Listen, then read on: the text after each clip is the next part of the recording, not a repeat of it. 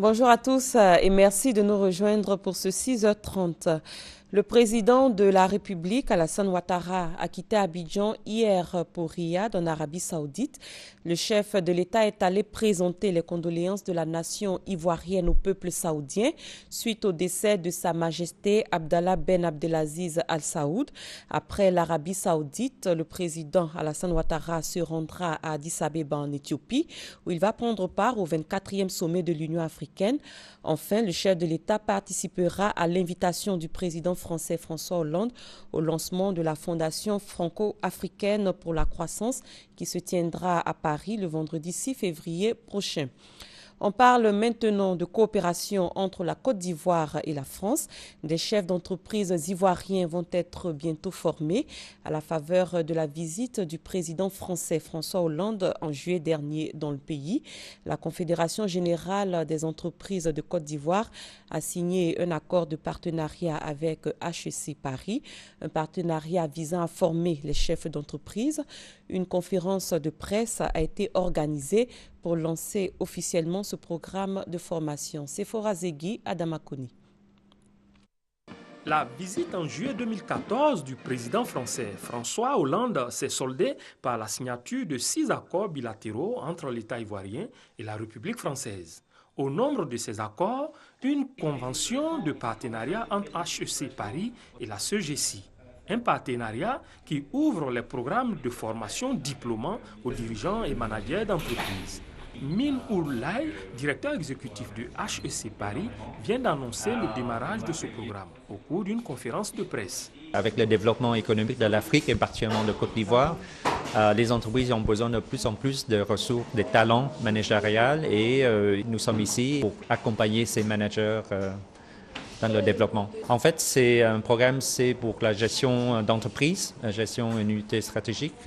Alors, il y aura de la finance, de la stratégie, le contrôle de gestion et gestion de ressources humaines. Tous les éléments très clés pour qu'un manager puisse bien développer et gérer ses activités.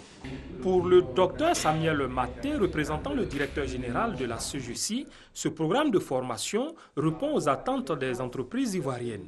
Le patronat ivoirien va héberger ce programme à l'intention des entreprises ivoiriennes et que ce programme va permettre d'accroître la compétitivité des entreprises ivoiriennes vers une émergence 2020. Nous voulons que des compétences ivoiriennes commencent à co-animer, à co-former et à intégrer, disons, un transfert de compétences à ce niveau. Le projet dénommé César Management est lancé pour la première fois en Afrique. Il comporte 4 modules et regroupe une cinquantaine de participants, dont 10 Ivoiriens.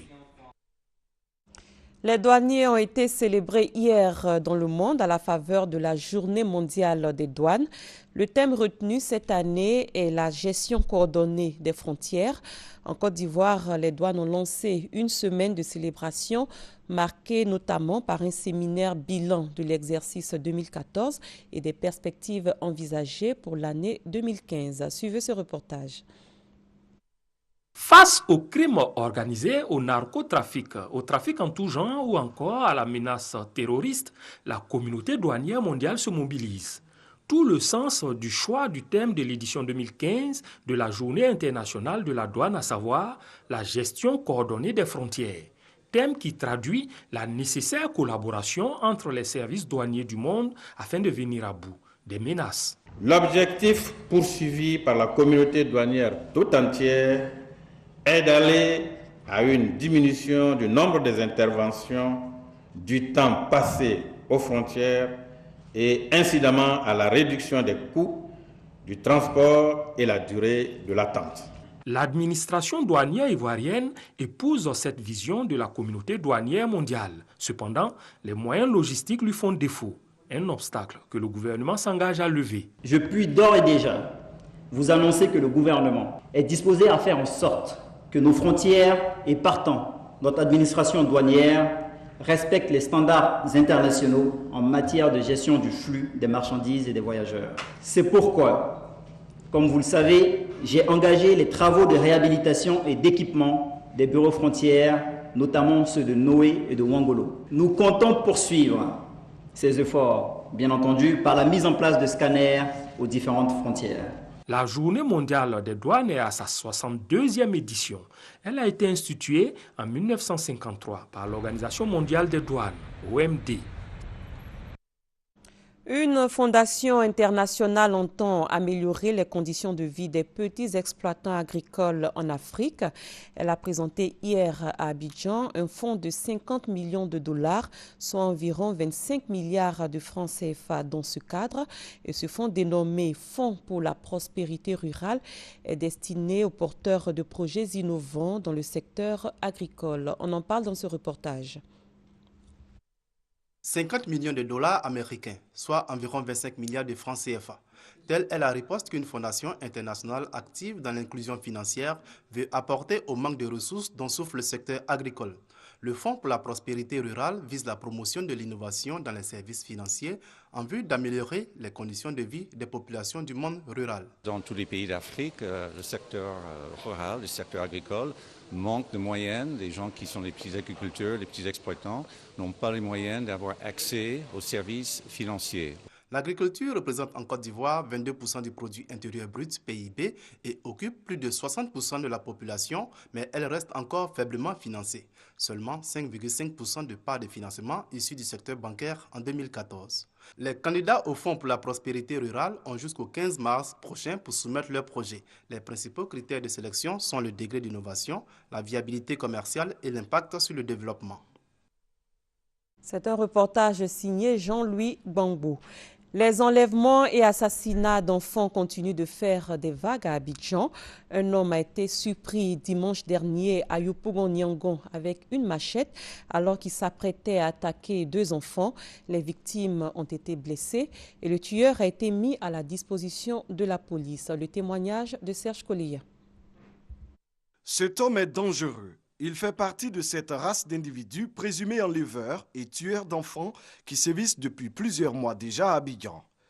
Drissa Koulibaly a été pris en flagrant délit par des éléments des FRC, les Forces républicaines de Côte d'Ivoire, à Yopougon-Niangon, en bordure de la lagune. À la recherche d'une tête à couper selon lui, cet agresseur muni d'une machette a jeté son dévolu sur 2 adolescents. Son témoignage en dit long sur la nature de l'homme. C'est un coin où les enfants vont laver les habits. Donc je suis allé là-bas et puis j'ai trouvé les enfants et c'est là que je suis tombé sur eux. Les enfants ne m'ont rien fait. Mais puisque je suis chargé à une mission, voici pourquoi j'ai posé ces actes. Parce qu'on m'a dit de couper la tête d'une seule personne pour lui présenter. Mais puisque le premier, quand je lui ai tapé, il a fui et le second était là, voici pourquoi je lui ai tapé. Les 2 victimes de l'agresseur se souviendront encore longtemps de cette journée du dimanche 25 janvier 2015. J'avais la tête baissée. Soudain, il voit quelqu'un qui vient, qui s'approche. Je me dis, c'est quelqu'un qui vient plusieurs jours aussi. Arrivant à mon niveau, la personne fait sortir une machette. Il veut me taper, donc j'ai bloqué avec ma main. Et j'ai commencé à courir, à m'échapper. J'ai essayé de me poursuivre, il n'a pas pu m'attraper. Donc j'ai retourné vers les enfants qui étaient au puits. Ma maman m'a envoyé de partir prendre le seau. Dans la salle, le monsieur est venu, puis il a commencé à nous poursuivre avec une machette.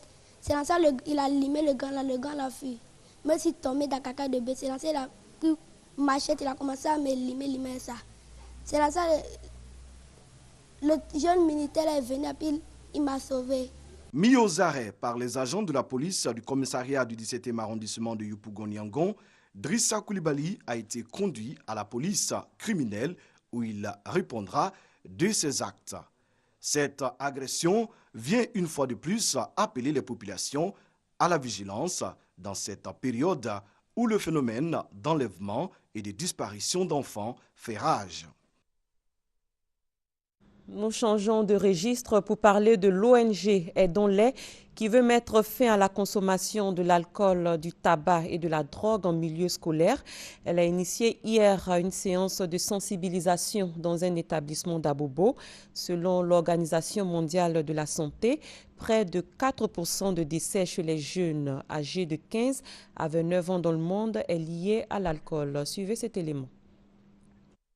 Plus de la moitié des élèves en classe de 6e ont déjà goûté à l'alcool, soit un taux de 59% contre 83,2% pour les élèves de 3e. Ces statistiques sont les résultats de l'enquête réalisée en 2010 par une institution internationale suisse dénommée HBSC. Abandon de l'école, cancer, folie sont entre autres les conséquences liées à l'alcool en milieu scolaire. Pour combattre le phénomène, l'ONG ivoirienne Aidons-les monte au créneau pour dire non à l'usage de la drogue, du tabac et de l'alcool à l'école. Une campagne de sensibilisation est donc organisée dans un établissement à Abobo. Pourquoi j'ai décidé de créer cette ONG? Parce que vraiment j'ai été victime du tabagisme, de l'alcoolisme, de la drogue. Et c'est ce qui m'a amené même à abandonner les bancs. Et aujourd'hui je suis dans les regrets. Mais Dieu merci, je suis sorti. C'est pourquoi j'ai créé cette ONG-là, pour les aider aussi, pour les sensibiliser, pour donner des conseils aux élèves, pour ne plus que jamais que ce qui m'est arrivé, ça les arrive. L'initiative est saluée par les responsables de l'école. Nous portons un intérêt capital par rapport à ces phénomènes qui minent la société et qui prennent de l'extension dans nos établissements. Les élèves, eux, se disent prêts à relayer l'information pour endiguer le phénomène. Je conseille à mes amis, à mes camarades d'éviter l'alcool, de se concentrer sur les études et d'écouter les conseils des parents. L'ONG Aidons-les existe depuis 2012. Elle vient en aide aux personnes victimes du tabagisme, de l'alcoolisme et de la toxicomanie. Après l'étape d'Abobo, 9 autres établissements du district d'Abidjan seront visités par l'ONG Aidons-les. Du 19 au 25 janvier dernier, la ville d'Abangourou a abrité la 99e assemblée plénière de la Conférence des évêques catholiques de Côte d'Ivoire.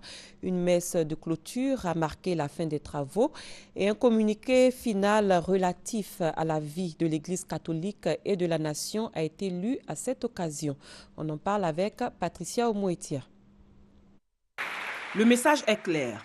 Les évêques et archevêques de Côte d'Ivoire ont décrié certains mots qui minent la société ivoirienne à l'issue de la 99e assemblée plénière. Il n'est pas rare de se retrouver devant de tristes et horribles spectacles de corps mutilés, des enfants kidnappés. Ajoutons à ce sombre tableau le spectacle désolant du phénomène de certains jeunes véreux appelés brouteurs ou cybercriminels. Nous déplorons également l'avènement des microbes. Tout en dénonçant ces fléaux, nous supplions les commanditaires d'arrêter. La restitution des travaux a eu lieu ce jour après la messe de clôture à la paroisse Notre-Dame de la Paix d'Abangourou. Une liturgie soigneusement adaptée à la circonstance avec l'évangile de Jésus selon saint Marc du chapitre 1 au verset 14 à 20. Le communiqué final, lu par l'évêque de San Pedro, Kofi Wakofi, est relatif à l'enseignement catholique, au Fonds national catholique et aux mots qui minent la société ivoirienne. Occasion pour l'évêque d'Agboville d'inviter à espérer afin de redécouvrir les valeurs sur lesquelles construire un avenir meilleur. Nous prions pour que tout ce que nous avons arrêté, nous avons proposé, ne reste pas dans les tiroirs, que ce ne soit pas lettre morte, mais que ça entre dans la vie pratique, pour un renouveau moral et spirituel en Côte d'Ivoire. Plusieurs messages épiscopaux ont marqué cette 99e assemblée plénière qui a pris fin dans la joie. La prochaine assemblée plénière aura lieu à Yamoussoukro. En sport, on s'intéresse à la deuxième édition de la semaine sportive du chef d'état-major général des armées. L'événement a connu son apothéose récemment au camp Gallieni du Plateau.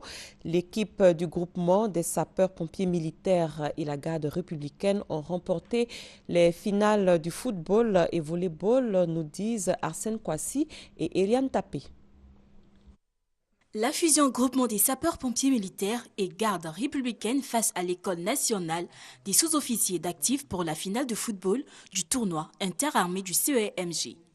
Dès l'entame, le NSOA domine nettement son sujet et se voit récompensé à la 17e minute sur un coup franc. Mais la joie est de courte durée. 3 minutes suffisent au GSPM pour égaliser. Le NSOA reprend l'avantage sur une balle anodine et inscrit un deuxième puis un troisième but, 3-1. Le GSPM réduit l'écart, 3-2. Peu avant la fin du temps réglementaire, les sapeurs-pompiers rétablissent la parité, 3 buts partout.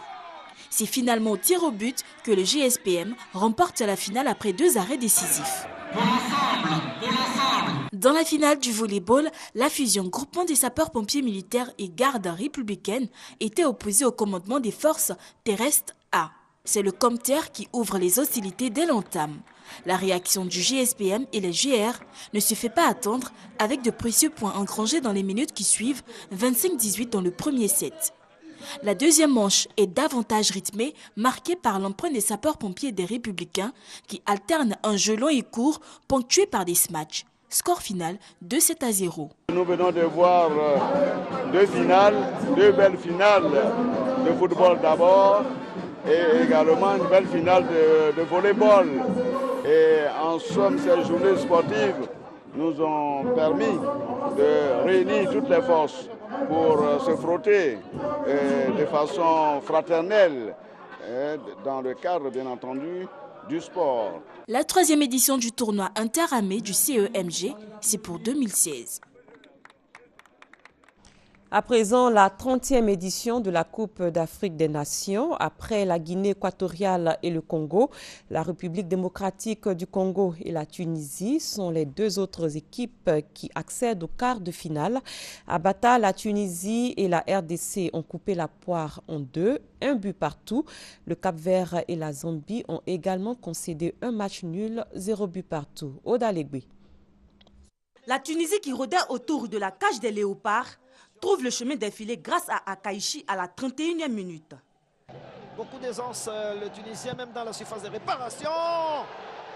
Mais là, on voit bien joué. Le joueur n'est pas hors jeu du tout. Et lors qu'il anticipe, il est tout seul et il arrive à tromper Kidiaby. Donc Akaïchi, voilà, il n'est pas hors jeu du tout. Il n'est pas hors jeu. La RDC moins défensive laisse les Aigles de Carthage survoler leur camp.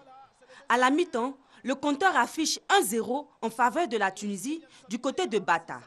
Et à Ebébigné, 0-0 entre le Cap-Vert et la Zambie. La RDC revient dans la partie à la 67e minute. Et que la Tunisie avait été éliminée par le pays organisateur. Attention, Bolassier, il marque. Ouais, un ballon anodin, excusez-moi, et un rebond. Et il y a Bokani qui prolonge de la tête. Servi de la tête par Mbokani, Bokila sonne l'égalisation. 1-1 à Bata. Le Congo et la Tunisie partent en quart de finale. C'est la désolation à Ebébigné, le Cap-Vert et la Zambie plient bagage. Ils ont concédé un nul 0-0. Et aujourd'hui, mardi 27 janvier, à Mongomo, l'Afrique du Sud affrontera le Ghana. Et à Malabo, le Sénégal sera face à l'Algérie. Et c'est la fin de ce 6h30. Merci de l'avoir suivi. L'information continue sur www.rti.ci. Très bon début de journée à tous et à toutes.